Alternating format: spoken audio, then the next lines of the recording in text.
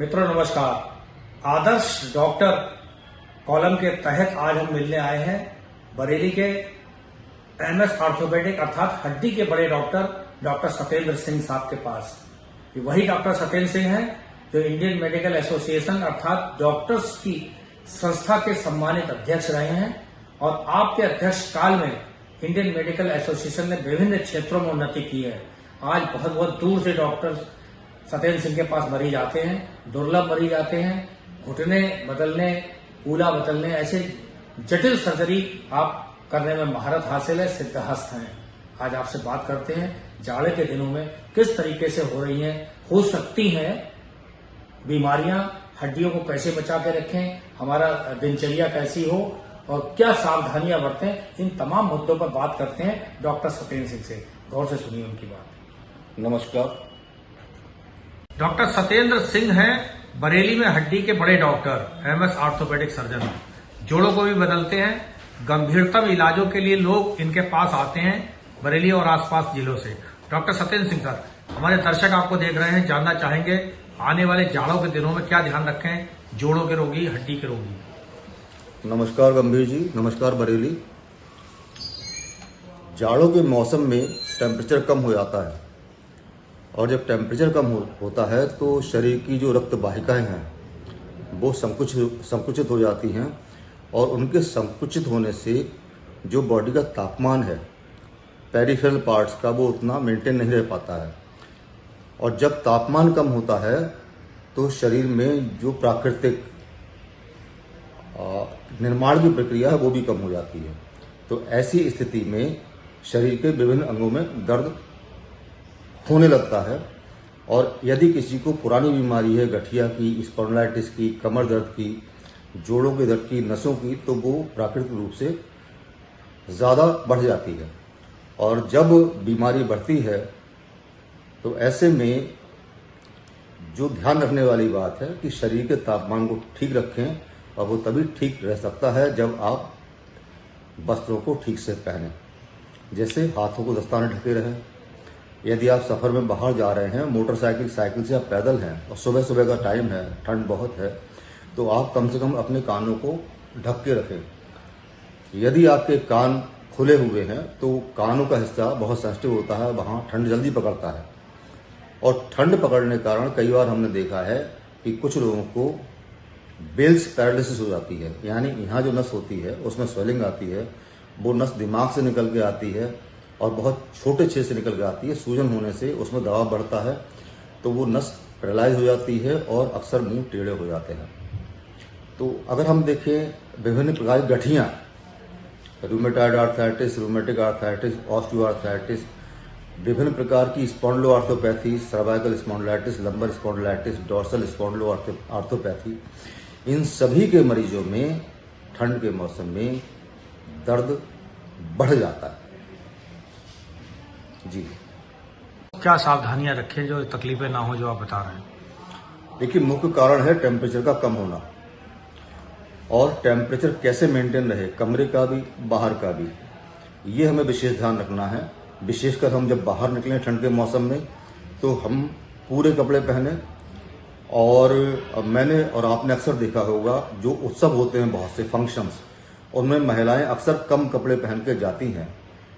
Fashion कह सकते हैं इसको, लेकिन फैशन अपनी जगह पे है, उससे पहले है शरीर का स्वास्थ्य। हमारी ओपीडी में आने वाले मरीजों की संख्या में महिलाएं इस मौसम में ज़्यादा होती हैं और मुझे लगता है इसका एक कारण उत्सव में कम कपड़े पहनना भी है। तो अपने बदन को ढक के रखें। फैशन अपनी जगह पे है, स्वास्थ्य अपनी जगह पे है। प्रॉपर दस्ताने पहन के निकलें, टोपा या मफलर पहन के निकलें, ठंड ज़्यादा है तो पैरों में मोजे पहने और वूलन हो तो ज़्यादा अच्छा है। प्रॉपरली आप स्वेटर या कोट पहन के निकलें। तो मुख्य मकसद है ठंड से अपने आप को बचाना, क्योंकि कारण बीमारी का ठंड है। खान पान में भी कुछ ऐसी चीजें, गर्म चीजें जो फायदेमंद पहुंचा सकती हैं, फायदा दे सकती हैं। खान पान में आप कोल्ड ड्रिंक तो नहीं ले कम से कम। आजकल फैशन में ठंड में भी कोल्ड ड्रिंक लोग लेते हैं, आइसक्रीम ना लें, उससे बचें।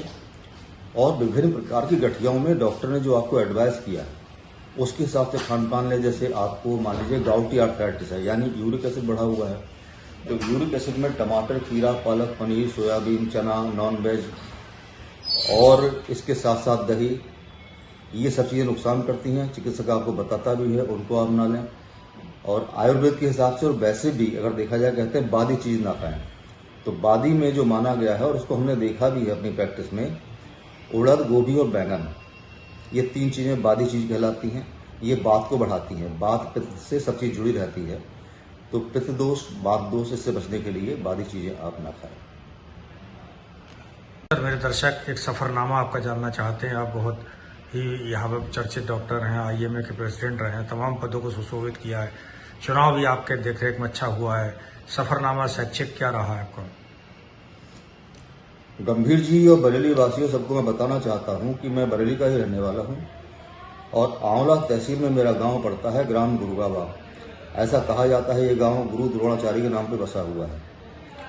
और जैसा सब जानते हैं, बगल में आपका ये रामनगर में किला है, उसको भी द्रुपद नगरी के रूप में जाना जाता है। तो मेरा सौभाग्य है कि मैं ऐसे क्षेत्र का रहने वाला हूँ जिसका इतिहास में बहुत बड़ा स्थान है। इसके बाद मेरी शिक्षा कक्षा 7 तक गाँव में हुई। गांव के बाद मैं फिर बरेली आया। बरेली में कुंवर दया शंकर इंटर कॉलेज है, उसमें मैं हाई स्कूल तक पढ़ा और यहाँ जाट भवन है भूड़ पे, वहाँ रहता था। इसके पश्चात मैं मुरादाबाद चला गया। मुरादाबाद से ही मैंने अपना इंटर और BSc किया। BSc के बाद मैंने CPMT का एग्ज़ाम दिया उसी दौरान में, और मेरा selection king George medical college Lucknow हुआ। लखनऊ मेडिकल कॉलेज से मैंने अपनी MBBS की परीक्षा ट्रेनिंग प्राप्त की। उसके बाद मैंने MS orthopaedics Lucknow medical college से किया। कौन से सन में? मेरा 90 में MS ऑर्थोपेडिक्स हो गया था। उसके बाद मैं as senior resident neuro surgery medical college Lucknow में रहा 1 साल। तत्पश्चात फिर मैं बरेली आया, क्योंकि बरेली मेरा जन्मभूमि भी थी और मेरा मन था कि मैं यहाँ आकर के अपने गांव के लोगों की, आसपास के लोगों की सेवा करूं। तो मैंने बरेली को अपनी कर्मभूमि चुना और मेरा बरेली का सफ़रनामा केशरता अस्पताल से शुरू हुआ। सबसे पहले मैंने केशरता अस्पताल ज्वाइन किया, लगभग 1 साल वहाँ रहा। उसके बाद एक प्राइवेट लिमिटेड के रूप में मोहिनी अस्पताल हम लोगों ने खड़ा किया। फिर एक किराए की बिल्डिंग ली मैंने जनकपुरी में, जो सत्येंद्र अस्पताल से नाम से जानी जाती थी। और आप जनता का मुझे हमेशा बहुत प्रेम मिला। बरेली में ऑर्थोपेडिक्स में काफ़ी सारी नई चीज़ें मैंने शुरू की और मैं अपने आप को सौभाग्यशाली मानता हूं कि आज तक जनता का प्रेम वैसे ही बना हुआ है। सन 2000 में मैंने ये जीवनधारा नाम से अस्पताल शुरू किया। एक MRI सेंटर भी यहाँ शुरू किया डायग्नोस्टिक के रूप में। और कुछ स्वास्थ्य कारणों से मैं फिर पीछे कदम खींच करके अपनी ऑर्थोपेडिक्स प्रैक्टिस की सेवाएं आज भी आपके सामने दे रहा हूँ। बहुत बहुत धन्यवाद।